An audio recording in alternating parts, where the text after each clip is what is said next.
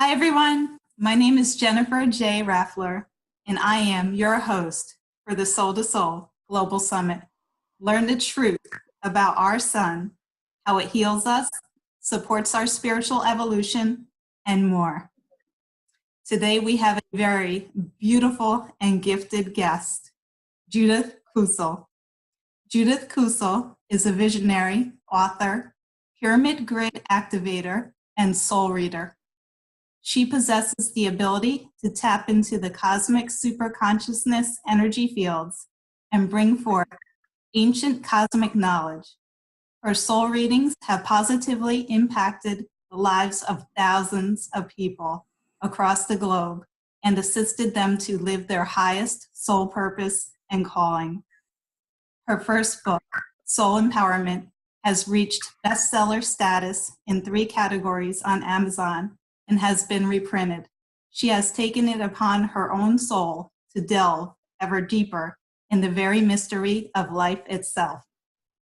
Her inspirational writing has touched the hearts and souls of people globally and has been translated into multiple languages, including French, Portuguese, Spanish, Swedish, Norwegian, and Italian.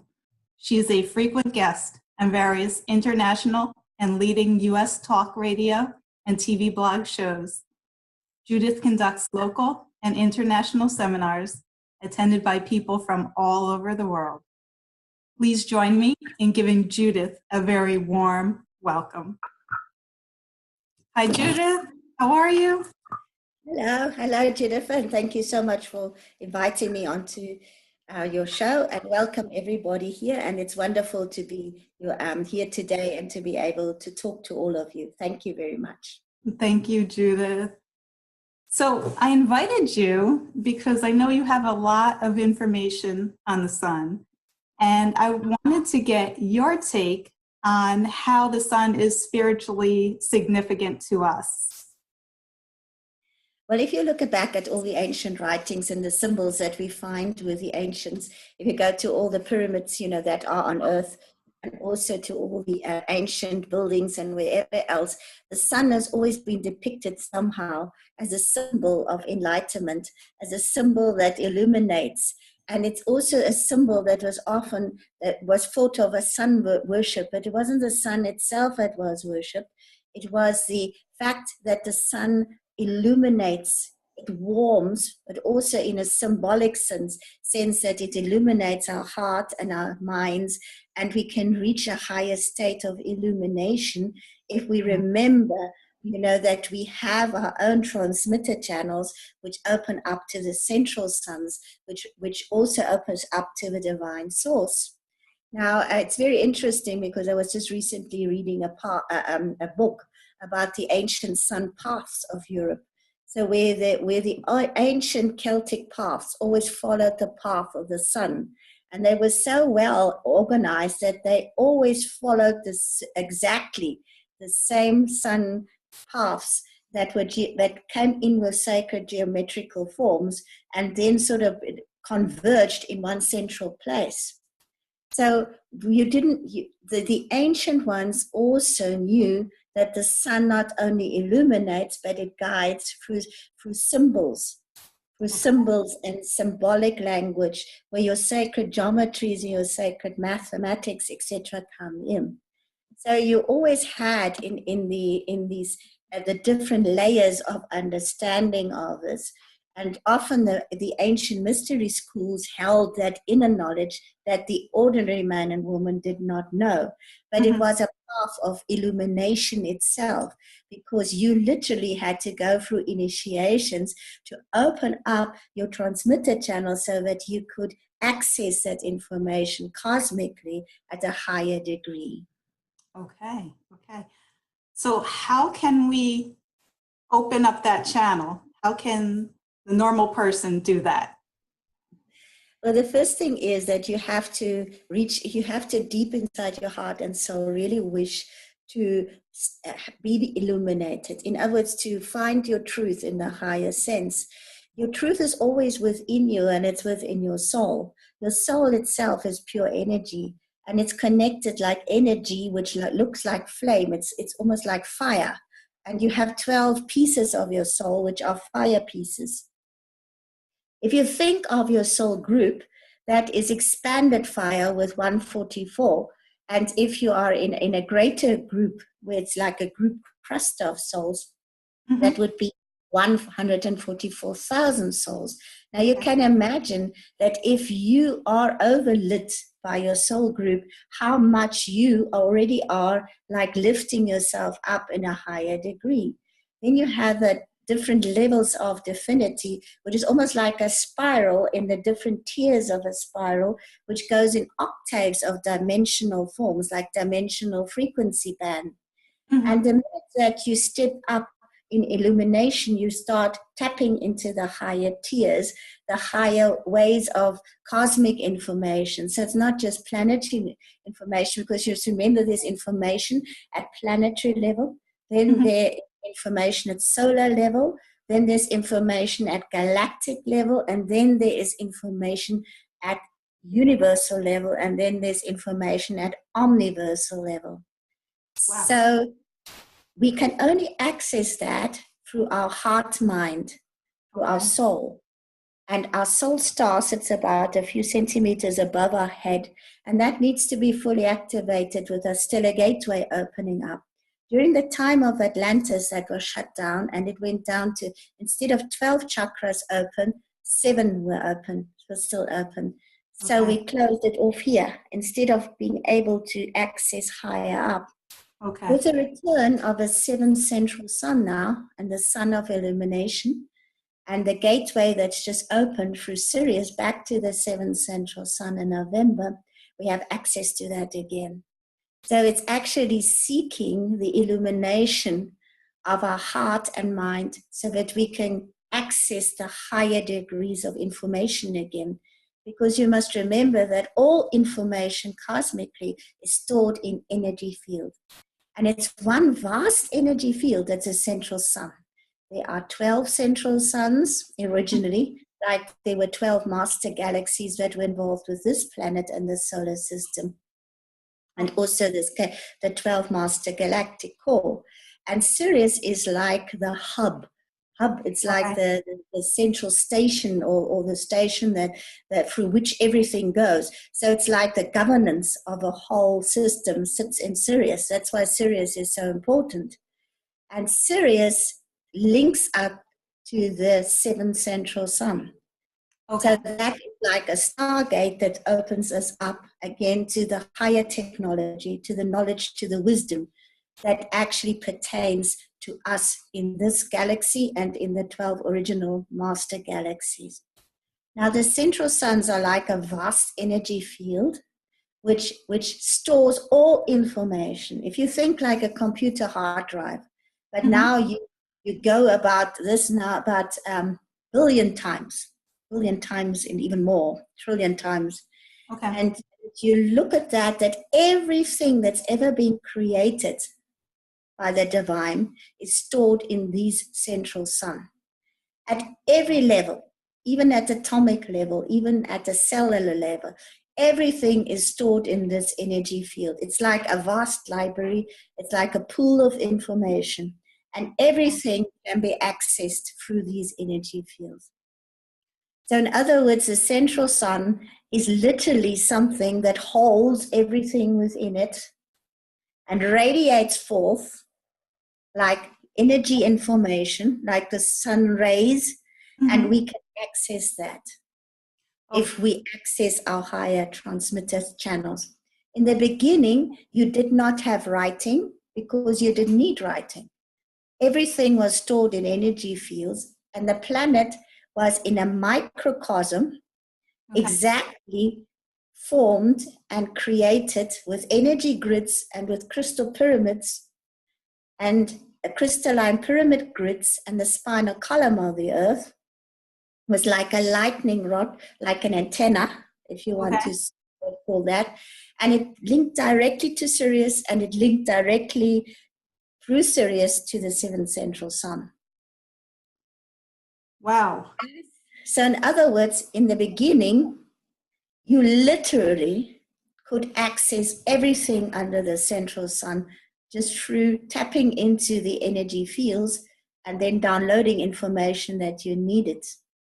When I was opening up the pyramid grids in Antarctica, for instance, the first time that I came up, where I found sun disks, it was in a pyramid, and I didn't know what these sun disks were. But I always knew that they depicted in the pyramids in Egypt, you always see, and also in the crown of Egypt that they used to wear, there's a sun disk there. And it used to be quite all over the world that royalty, or those that were in a higher priesthood, because a lot of time the high priesthood and the royalty were linked, because they normally took the best out of the whole sort of like genetic pool in order to train as high priests or priestesses in the mystery schools. They all had a sun in them. The sun symbolizing the central sun and the all access to all information, which is universal or omniversal. And they also depicted sun disks. Okay. And when I first accessed these sun disks, and I did them in France as well, they actually, what happened is, it was like a huge wheel, and this whole sort of like energy field had different ones of these. And one of them sort of came out, and it was like spinning discs, almost like a CD disc or a DVD disc, but spinning very fast, like an atom, and then with an energy field around it. And it hovered over my head, and it downloaded the information directly into my mind, directly. So that is the way that they taught all students. So this is the way that information was put into you directly, so that there was no distortion of information. Wow. But somebody couldn't misinterpret that information or tell you false information.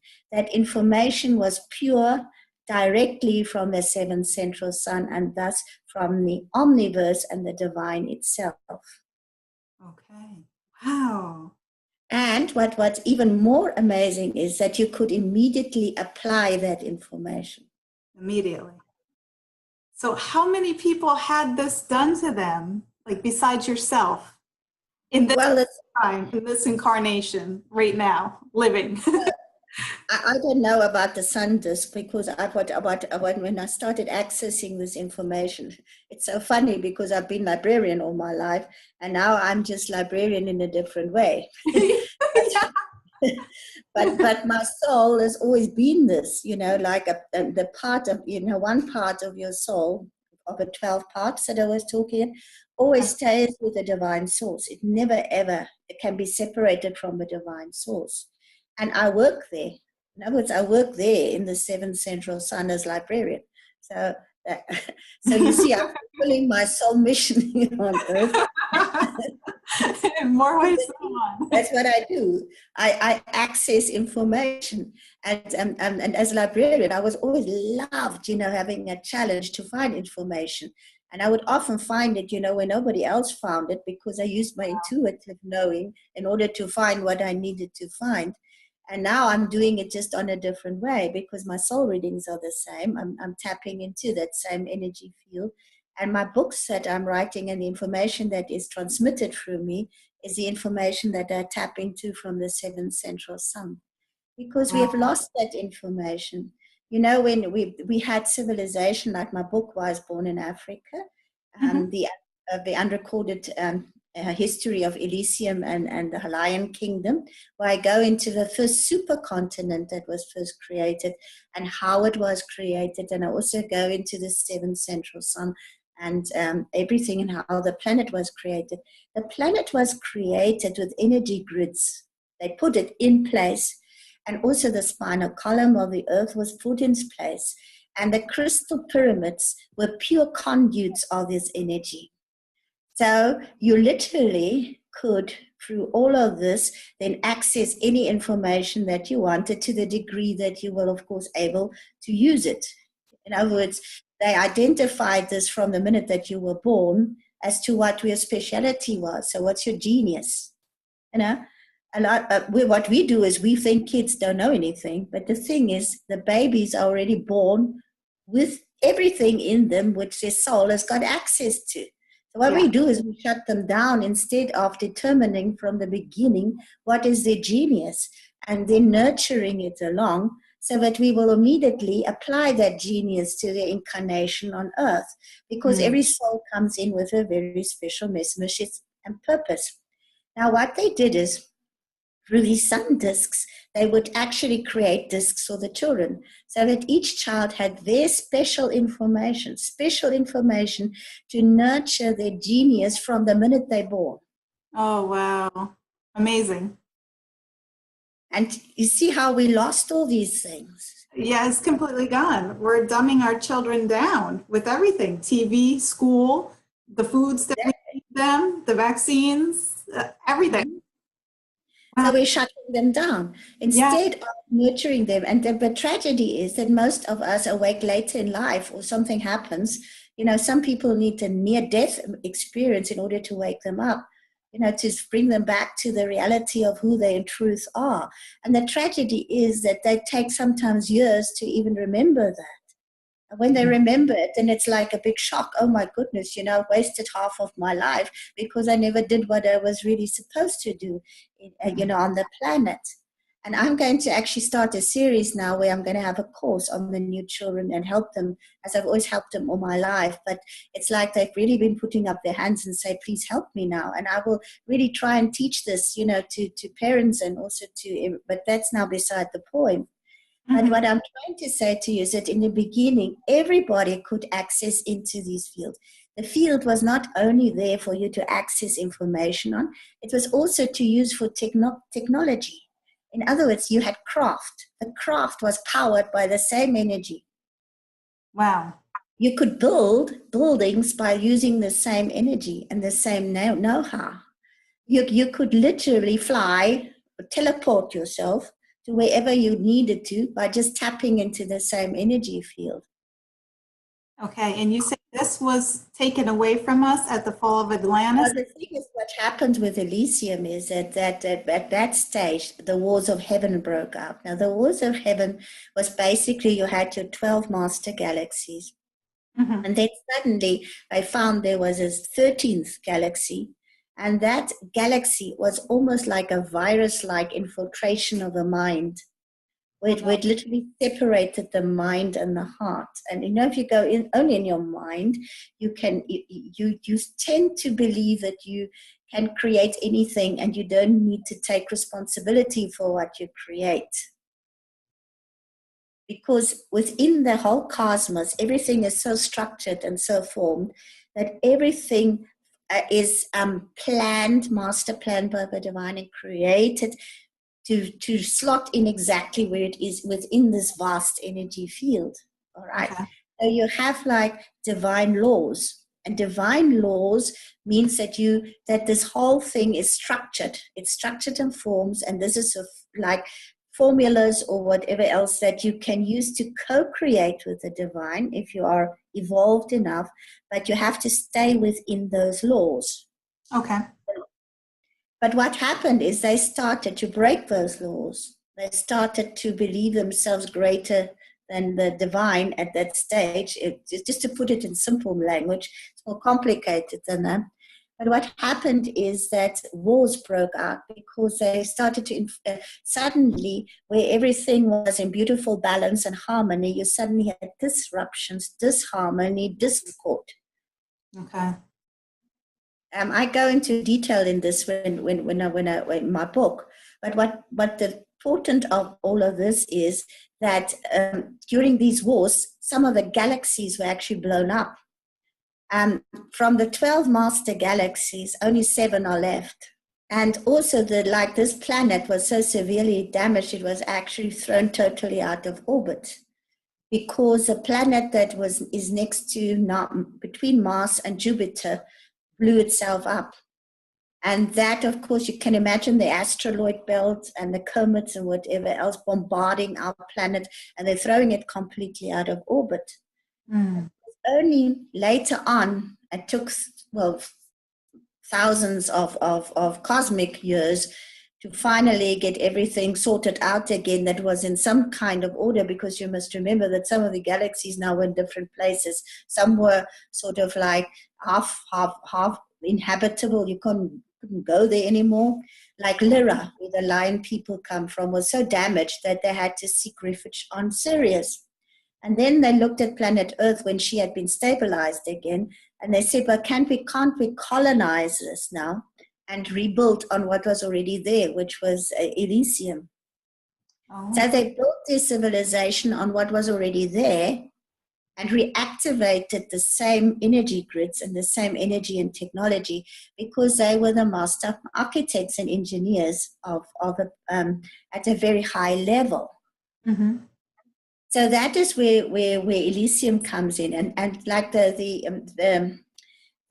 had so the Lion Kingdom was a highly advanced technological race of people. Okay. And it also was now, of course, some of the continent parts of a supercontinent had now already broken off, and smaller ones were there, but it was more or less still in place, and like America was part of that still, of the Lion Kingdom. But they were a very tall race of people. Today we would say they're giants. They were very, very tall and red-haired, not red-haired, but they had more sort of like reddish hair, if you could say that. Okay. And they wore it in a top knot type of, like the Easter Islands, you can see, it was fun. Okay. And also when Columbus actually rediscovered the Azores, they were there, they were living there. They still had their own language and everything. The Canary Islands, the same thing. Wow. So some of these, they still were there. But it's just that, of course, with persecution and they had all their scripts sort of burnt and whatever else, we've lost all of that information.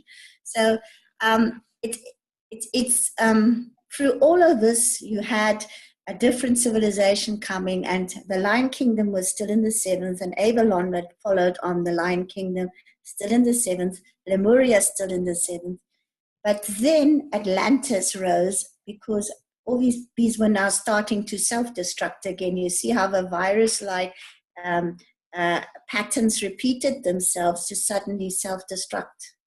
And that's been what's haunting humankind now for the last so many civilizations, is that you always have a tendency to reach a very high level of civilization, and then we destruct ourselves. Mm.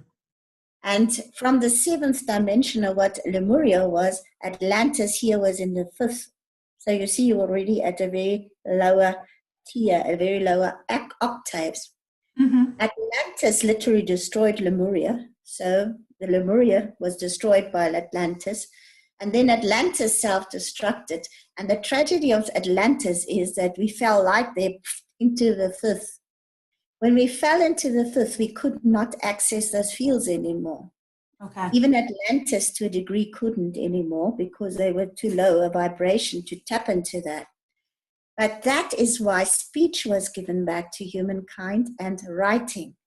Because beforehand we communicated telepathically. We could telepathically access the energy fields. We could use the energy.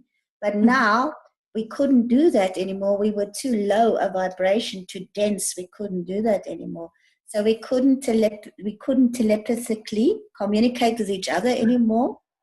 And so we had to use our vocal cords in order to make sounds, in order to try and understand each other. That's how language came into being. And then writing came in symbols, because they had to put symbols down for the sound. You see? That's how writing was. So most people go to these first civilizations that would be remember, like Babylon and Egypt. Mm-hmm. People, that is how civilization started, because they started writing. No, that's not how civilization started. That is when we were already too primitive to remember how it really started, you see. Yes. Wow, that's amazing. Thank you for that. I never had all of that information put together in one shot. That was just outstanding. So thank you. So the 7th sun, our sun, is most connected to the 7th sun? Is that the case, or is our sun connected to all 12? Our sun is connected at solar level. Now you must remember that's the first level. That's the Okay. first level of enlightenment is your solar level. Okay. And then you get your galactic level, and then you get your universal and your omniversal one. All right. Okay. Now the 7 central sun work on the omniversal or universal level, just to give you that. So the sun, in actual fact, it is radiating out, and the sun flares, etc., do affect us in the way that it affects the solar system within it. But you must remember that through the earth itself is like an instrument. She's tuned in.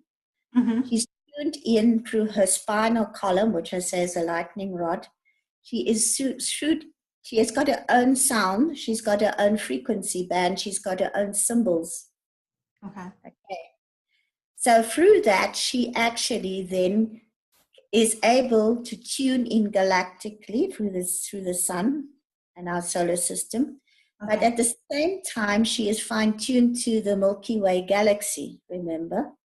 Because we're part of the galaxy. Mm-hmm.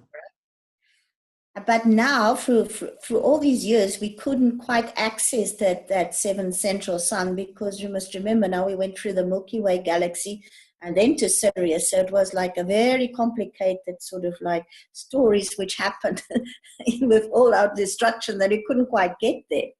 Okay. But since 1990, since the first indigo children came in after the Second World War as volunteer souls, to raise the consciousness of humankind, because the whole council of the Intergalactic Council declared that they will start ascending at galactic level.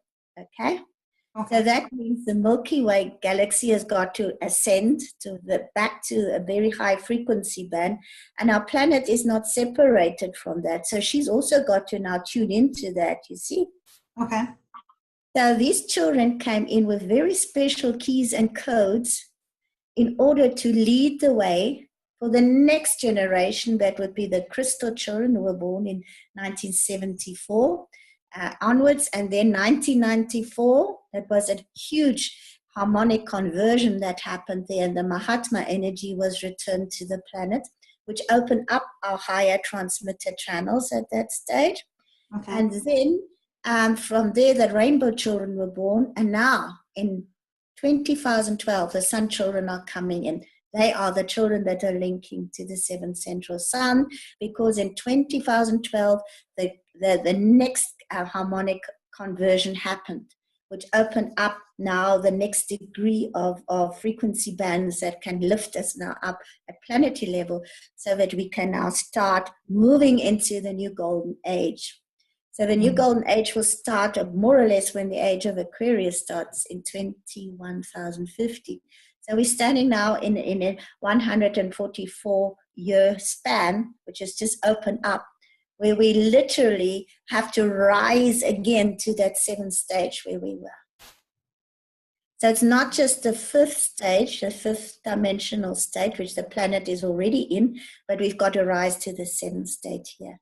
That's why it's called the golden age. That's the age of illumination, the age of the 7th central sun. Okay. So now with the Stargate opening up through Sirius again, for the first time in a whole epoch of 72,000 years, times 2,000 years. So it's about 144,000 years epoch since that completely closed down. We have that Stargate opened up again. Wow. So how come we're not walking around and communicating telepathically? How come we're still talking and writing and emailing? What do we need to do? Well, the thing is, most people, if you know their children, they already communicating telepathically. I had one of my students, actually, she's so funny, because she also feels herself drawn, to teach about the children, the new children. And she was telling us about, her sons. She says her son goes and you can talk to him and he will just switch off something. I was like that when I was a child too. I had something here that just switched off, and people could talk over my head. If I didn't want to listen, I wouldn't listen. Finish, you know. It's Sure. like, ups, finish, you know. She said, he goes and hides in the loo. And she can't get him out. She can shout, she can do whatever she likes. The only way she can get him immediately out of there is telling him telepathically, get out. Wow. And within a minute, he's out. I think you're right, though. My youngest daughter, she says whatever I'm thinking, she says it. And I'm like, did she just read my mind? Oh, my Lord. Yeah, it's scary. You see, a lot of us did that as children, you know, because as children, I know I freaked out. I would actually read their minds and then sort of voice what they were thinking back to them. There's nothing that freaks people out more than that. And the thing is, most adults get so freaked out by these children telling them what they think, you know. Mm-hmm. Because, I mean, these children will question you. I mean, you're telling them not to lie, but you are thinking one thing and you're speaking another thing. Do you think they're going to believe a word that you say? They will test you and they will say that they will take your thoughts and will voice it. And what happens is we shut them down, you know, because now we get embarrassed because, oh my goodness, you know, this child is reading my mind. And what do I do now? You see, most people live a lie. Most people live with masks on, you know. They're not truthful to themselves. They're not living in the truth and integrity. They think they're not good enough to be what they really should be. You know? And it's also the false programming that society has, you know, to nicely fit us all into little boxes, you know, with labels on. But we don't fit into those. No. You can't fit the sun into a box. You can't fit me into a box. Exactly. It's big enough for me. You know, I don't want to. I want to fly free. And what these children want. They want to fly free. And we're doing them a great disservice by closing them down from the minute they are there. You know, these children want to be heard. I had the most tragic experience when I was still a librarian because these children honed into me. I would be in my office and they'd literally find, you know, their way right into my office. And it was I had lovely experiences with them. And I had this little boy and he came in with his mother. And one day I was my whole desk was full of books with extra. And this boy was 3 years old, but he couldn't talk. Well, his mother said there was something wrong with him because he couldn't talk. But I just always felt, you know, Daniel was talking, but she wasn't listening. In other words, he was trying to put these things in a brain, but she was closing it off at some stage. And Daniel came and he hopped onto my lap, and he was trying to tell me something. And I started to communicate with him telepathically, and I had a book on astronomy sort of lying on my desk. And he was pointing to these planets, and he was like hopping up and down. And he was like, and then I realized, okay, he was he was so excited because these galaxies were talking to him. It's like he was recognizing himself. That's what I found. He's telling me, yes, I know that. That's what I know. My soul knows that. And I started drawing, you know, I started drawing there my own sketches. I drew a little spacecraft and I put, and he was going up and down. Wow. Thought, okay. So I took him to the nonfiction section and I gave him books, you know, on you know, these nice children's nonfiction books with lots of illustration about all the moon. And I showed him the sun, and he was hopping up and down and he was pushing all the older children away. You know, he wanted that whole table to himself.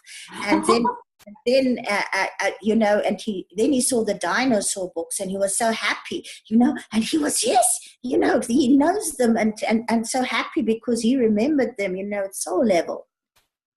And the next minute, mother walked in and she says to me, how dare you give us the kid these books? How dare you show him dinosaur books? I looked at her and I thought myself, you're a teacher? And you tell me that I mustn't show this kid dinosaur books? I said, he can go into any museum and he will find skeletons in there. Wow. And it just came that she came from a very orthodox religious background, which denied that there were dinosaurs in it. And of course, you don't talk about star systems or whatever else.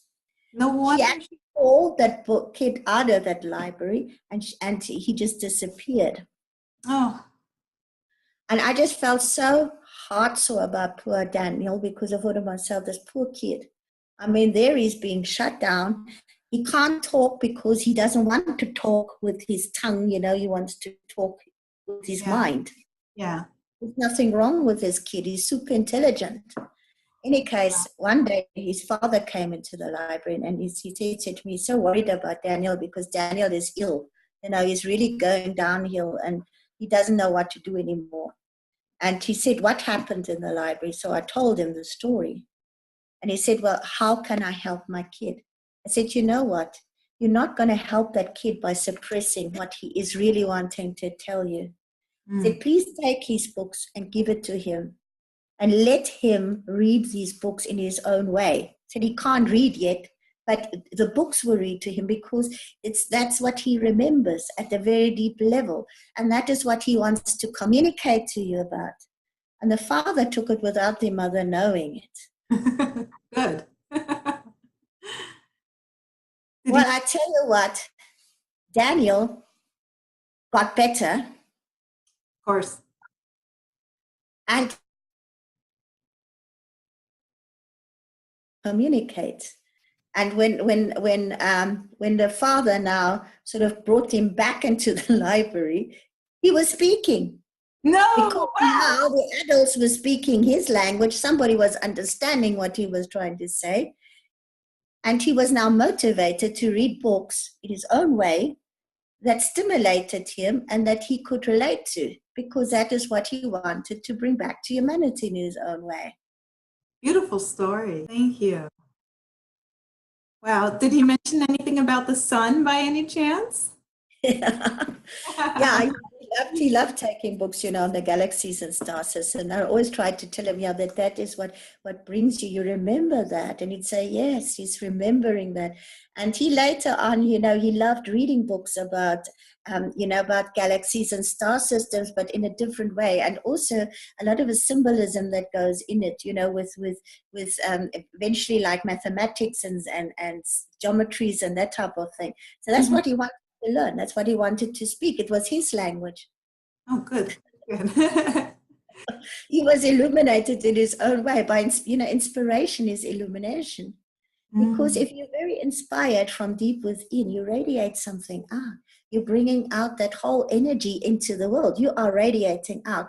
And the more you are in higher alignment with your soul purpose and mission, and with your soul and your soul purpose, the more you start radiating out. That's a state of illumination.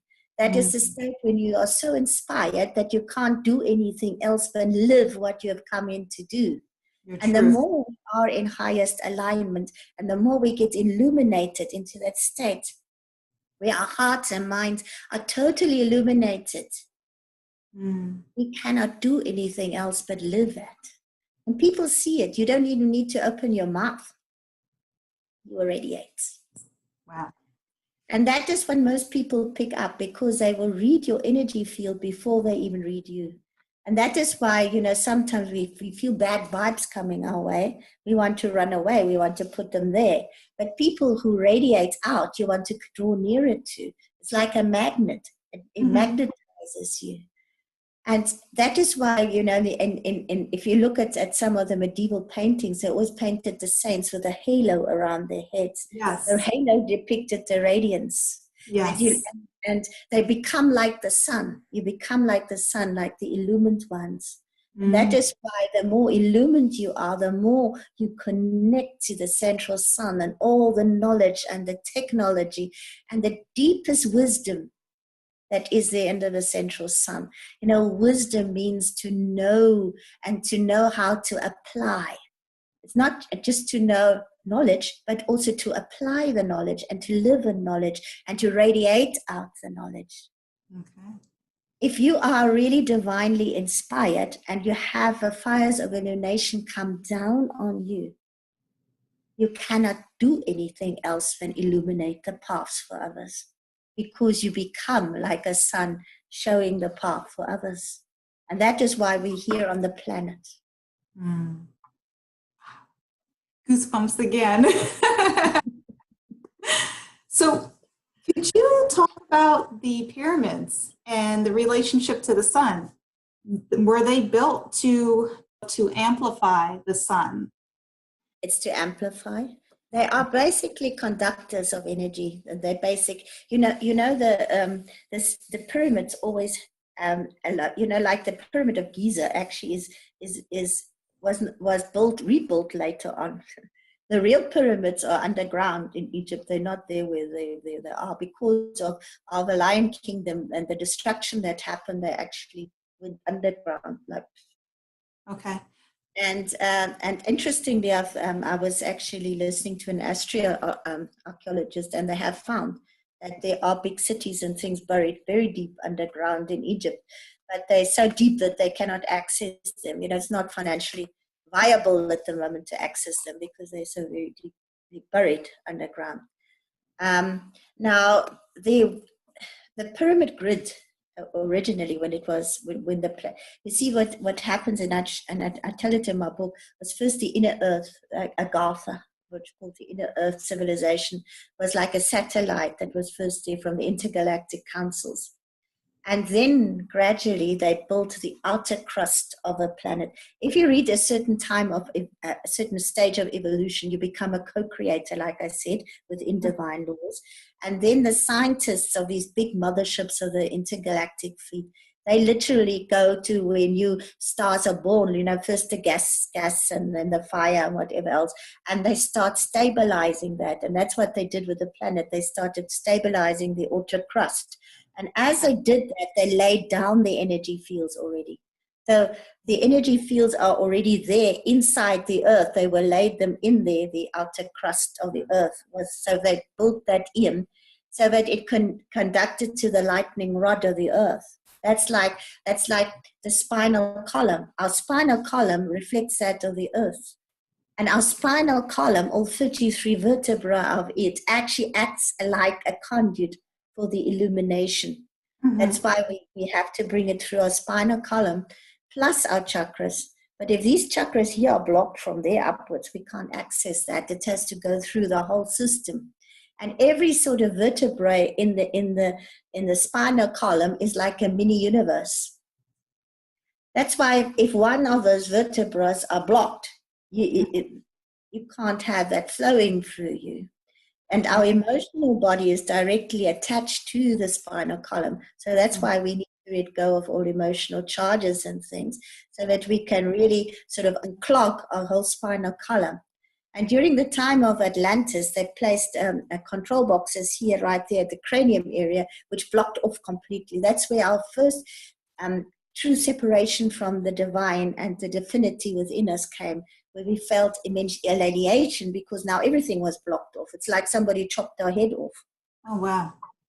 So in other words, these higher transmitter channels were totally blocked. And that is where the feeling came off that we are separated from each other. We're separated from the divine. We're separated from the whole solar system and from the whole galaxies. But in truth, we never were. We are still connected 100%. But you can only access it when all these transmitter channels are totally opened. Okay. Now, the pyramids work with a spiraling energy. The spiraling energy is basically your energy conduit, as I said about the tiers of the dimensional forms. It's like tiers and spirals. If you think of a tube and there's all these spiraling energy going up and going down simultaneously. Okay. Now, under the apex of the pyramids, they were all built, the crystal pyramids, with having a tube of light that had the spiraling energy in it. And that energy spiraled out of the apex and then communicated like the sun out. So they were all like talking to each other all the time. In various locations on the planet? Yes. So they total communication systems. You had this global communication network of these pyramids talking to each other, and the whole of the pyramids were all connected to the spinal column, the lightning rod. So that is like the central sort of rod that connected them directly to Sirius and the central sun. Okay. It was through this that it came into the earth and then dispersed through the pyramids and outwards. Okay. And so what was the... So you could say we were galactically plugged in. Okay. Okay. So we harvested that energy as whatever races were here at that point. What did we do with that energy? With that energy, you could basically light up buildings. You could light up the planet. You know, like we do with electricity now, that was free electricity. As I say, if a craft moved on it, you could use those grids to teleport. You could use them to, you know, like what they did is often people say, well, how were they built? But the thing is that they knew the law of physics in a way and applied them in a ways that we've forgotten about. Because in truth, nothing is solid. You can look at a rock and think it's a solid object, but in truth, it's not. It's your perception that it is solid, but it's not. What they did is they literally, through applying their mind and through tapping into these energy fields of the pyramids and the grids that they had, they could literally take, say for instance, they wanted to build a big pyramid like they did in the Lion Kingdom. We're just taking an example. And you know these huge megalithic blocks that are still and the standing stones like the Stonehenge and so on, they literally in their mind knew exactly what they were building. So they were like architects designing, you know, whatever building they wanted to. And then, of course, knowing, you know, you needed so much, like the quantity surveyors and the engineers knowing you need so much, you know, blocks or whatever else.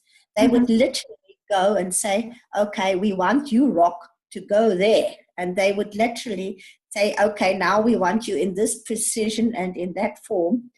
And that they would actually work with the elementals in the rocks, because the rocks have elementals in them, so they're just as much living beings as we are. We just forget that.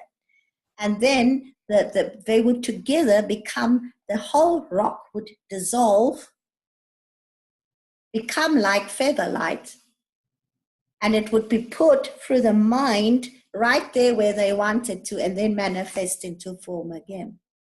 Wow. They didn't need any heavy equipment to lift it or to cut it or whatever, because it was already done. Okay. We just forget that. You know, when I was in Karnak and I had to, in France, and I had to open up the energy grids there, and I was working with those rocks. Those rocks look solid. They're not solid. They are pure sound energy. They're vibratory sound energy.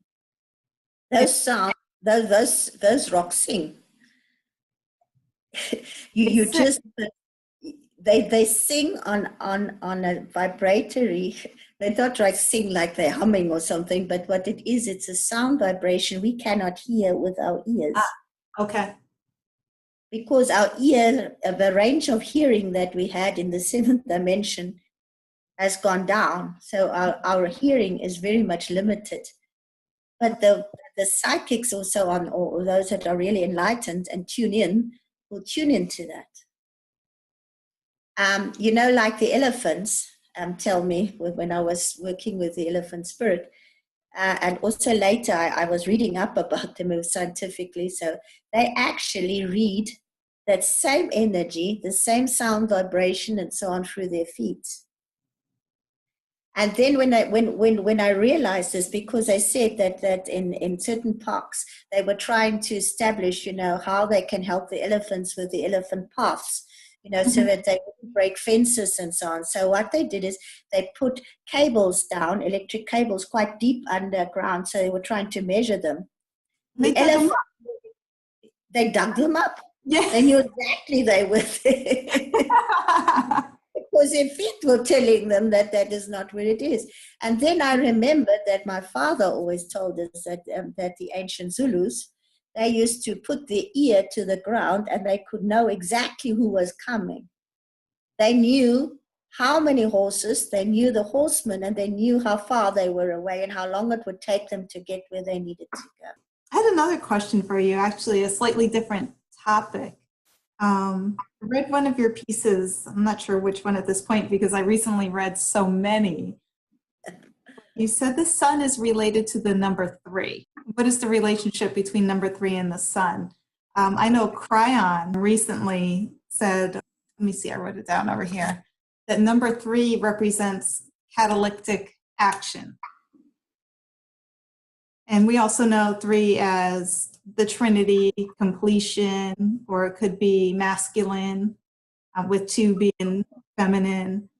So I was just wondering, what was your take with number 3 and the relationship to the sun? Well, sometimes I'm just giving keys and codes. I'm just giving keys and codes to beforehand before I need to do energy work or whatever else. But also each opening up of the grids or so on will have different numbers that come to the fore. And you will find that if you actually study the sacred signs of mathematics, certain numbers are like sacred numbers. Mm-hmm. They like keys that unlock something, that unlocks something, that unlocks something. Okay. 7 is one of those that's definitely coming up in this age. So in tremendous ways. But 3 is always doing that anyway. Because 3 is one of those numbers that brings to the fore something within us that enlightens.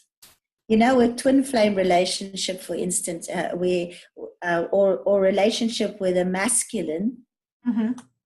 is equally empowered to the feminine, mm-hmm.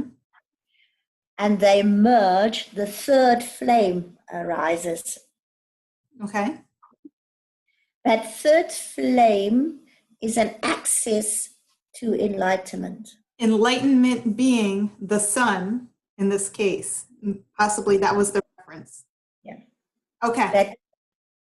That is why within the Godhead, mm-hmm. you have a divine masculine and you have a divine feminine, mm-hmm.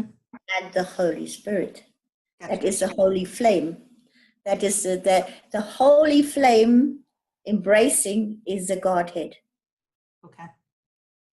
You see, we always talk about God, but we forget that God has got a feminine and a masculine component. Mm-hmm. Mm-hmm. And when patriarchy came and they actually took the feminine out, they took out half of everything and even half of themselves. The feminine has now returned and she's bringing the balance back. So what this age is about is bringing balance and harmony back. Mm. But we first have to knit the masculine and feminine within us. We've got to marry them before we can really reach that state of balance within us. It's not so much without us, it's within us. Okay. And once we have reached the state of balance, we have the fire lighting up literally from our spinal column upwards. And again, it's a column of fire. I have a question regarding that, our spine, because some of us have scoliosis. So if our physical spine is curvy, how does that hinder you from having that column of fire? Can somebody with scoliosis still attain that? Well, the thing is, we don't always know why people take on certain embodiments. Okay. I have been told time and time again that you choose your bodily form before you incarnate on earth, right? Okay. We might not always understand that, and that is why we also need to understand that our bodily form is a temple. It's like a vessel or a temple that we assume a fraction of our soul assumes for our incarnation on earth. You cannot operate on earth without having a physical body. Otherwise, you would be invisible. Nobody would see you. That's why we take on embodiment.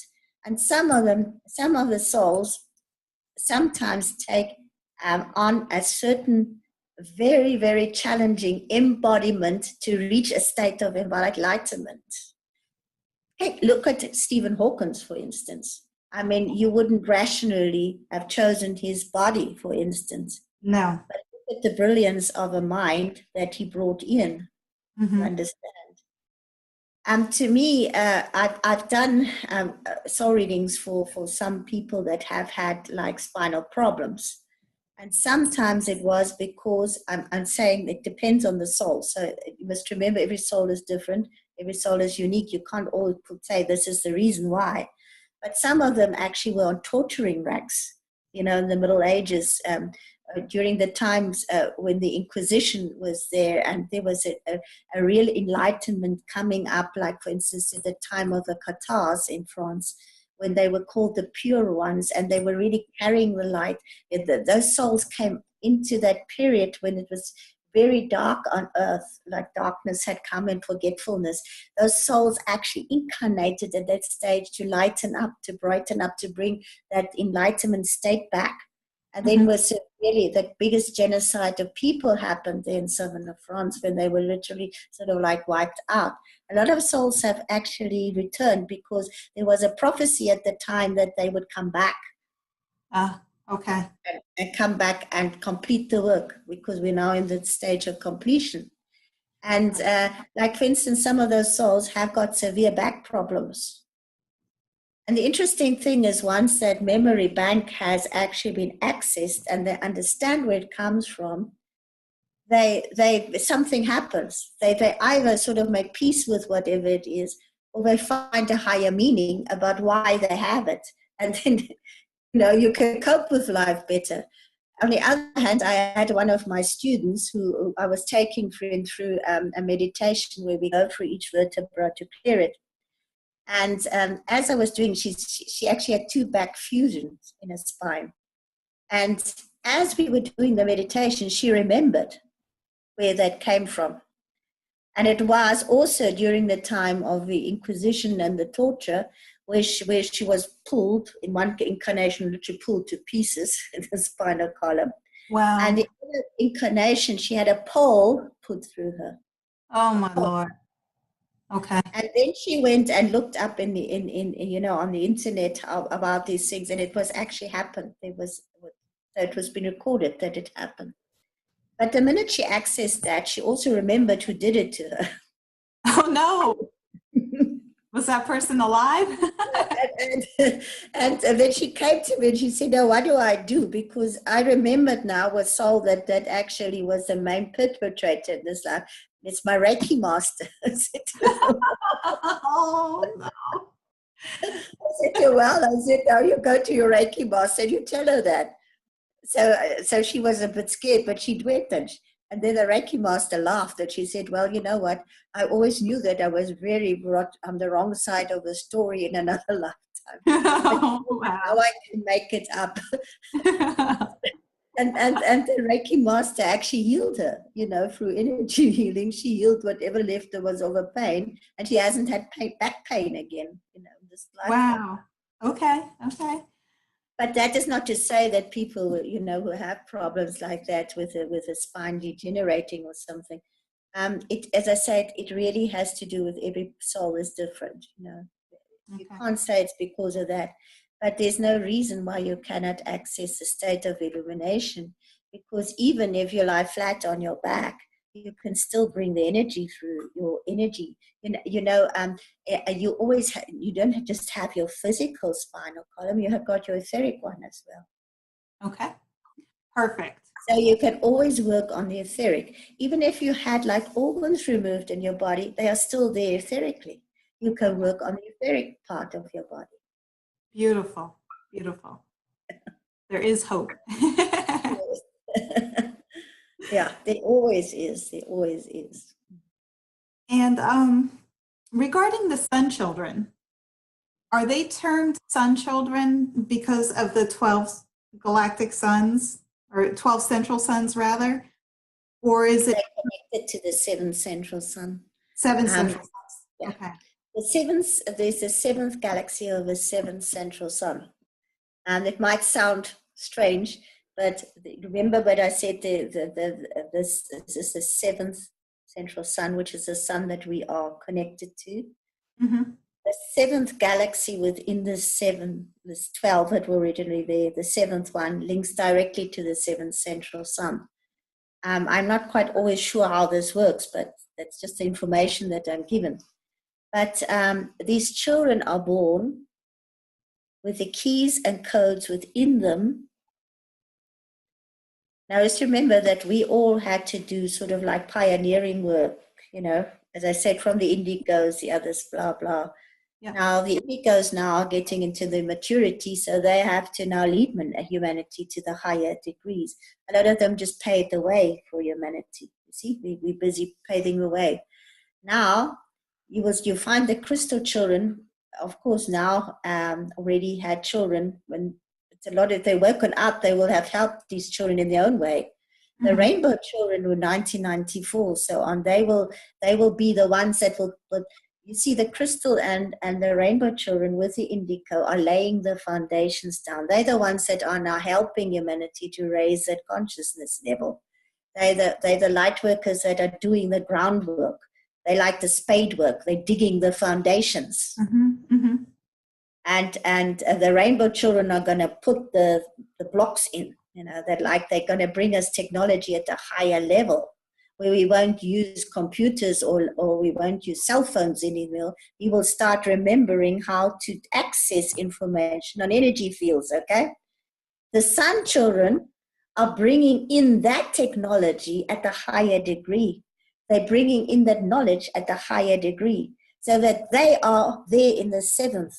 That's what they're bringing in. Okay. Like the rest are paving the fifth, the sun children will be that seventh. They will be the new golden age. Okay. Remember I said 144-year span? Yes. That when that 144-year-old span kicks in the new age there, everything will have already been in place. And the sun children will still be alive at that stage, because we're going to have longer lives now. They will be alive to see that come into being. You see how everything is divinely orchestrated.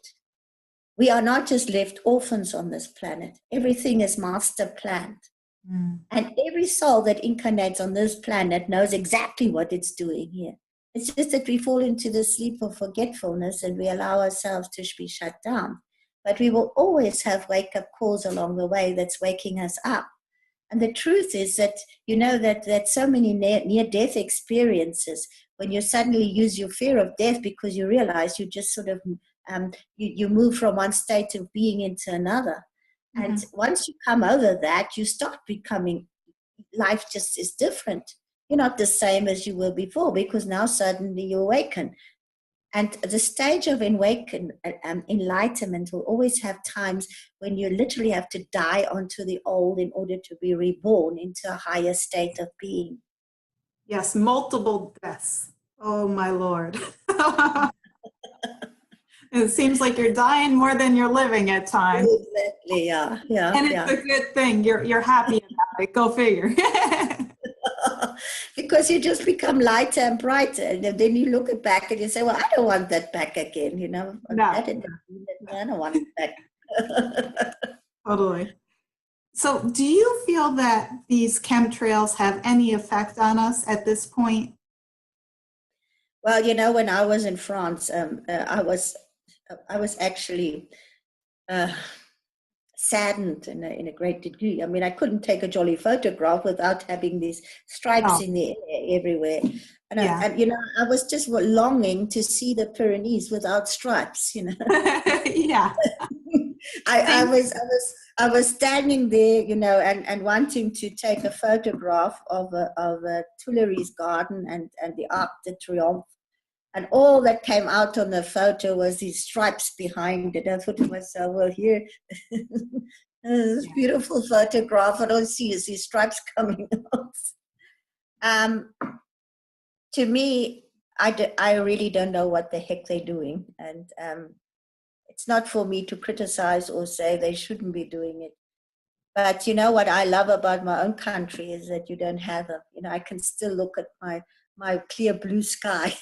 Oh, beautiful.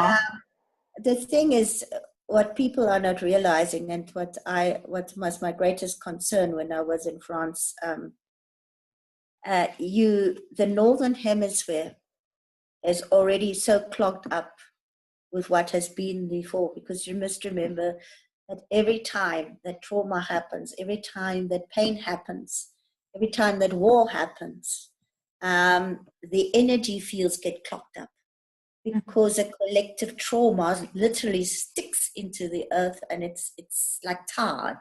Yeah. Yeah. And that has to be cleared. You can't take that into the new age. We can't bring it back, into that. We have to clear the energy fields of the earth in order for her to get back to that stage where we can use all these energy fields, etc. Okay. Because at the moment, the north is so clogged up that these energy fields just don't work. So how do we go about clearing those places up? Can we do energy work as a light worker? Well, the thing is, a lot of light workers are busy doing it. But until humanity, now that's a collective, you see, we all have a collective consciousness and we have a collective karma as humankind. Okay. Sure. And our collective karma, unfortunately, lies in one thing, or fortunately, I say it's fortunately because I tend to look at this as lessons to be mastered. And as much as we have individual soul lessons to be mastered, we have soul lessons to be mastered at a greater scale.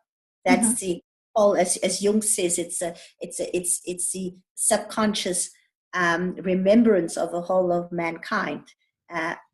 In other words, it's programmed into each one of us because we collectively were involved with it. Whether your souls did it in past life or not, it's irrelevant, but it's there for all of us to clear. So in other words, each one of us has to help to clear that. And the thing is, what we're now getting to, we're getting the door open now to a much higher state of living, a much higher state of evolutionary life, where you literally step back into your mastery. Okay. The lesson here is you can co-create that all, but power itself and all knowledge itself is like a two-edged sword. You can either destroy or destruct, or you can build up. Okay.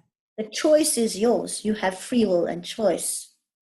So we're standing at the crossroad now as a collective of humanity, where the lessons of Atlantis come to the fore and all that was before Atlantis. Are we now finally, with this whole door opening up to a much higher evolutionary state, a much higher technology, not with technology, is so high that you cannot even think about it at the moment. It's almost like science fiction, but it's there.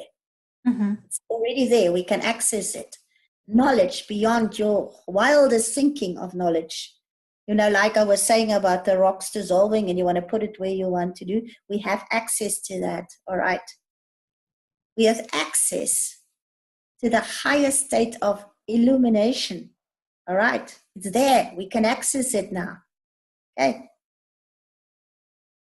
But first we have to have a change of heart. It's your responsibility as an individual to have that change of heart. So the work is always within. Within. As you change the world. Yeah. We cannot point fingers at anyone. You have to take responsibility for your own life and your own illumination.